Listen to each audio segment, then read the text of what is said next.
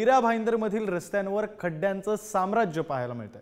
खड्ड्यांविरोधात ठाकरेंच्या शिवसेनेचं आंदोलन सुद्धा झालंय, तर खड्ड्यात झाड लावत आंदोलन करण्यात आले। ठेकेदारावर गुन्हा दाखल करण्याची मागणी यावेळी करण्यात आली।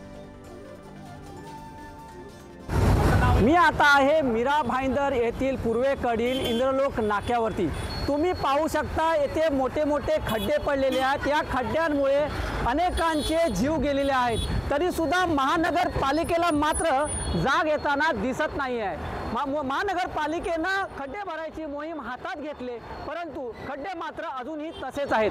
आपल्या सोबत काही तरुण आहेत, आपण त्यांच्याकडून जाणून घेऊया काय सांगाल या खड्ड्याबद्दल। नमस्कार, मी देवेश दवे, मनसे मीरा भाईंदर शहर सहसचिव। तुम्ही बघायला गेलं तर मीरा भाईंदरमध्ये खड्डे नाही, खड्ड्यामध्ये मीरा भाईंदर झाले। हे सगळं म्हणजे बघायला गेलं ना तर खूप वेगळीच गोष्टी बाहेर आता येत आहेत। तुम्ही बघायला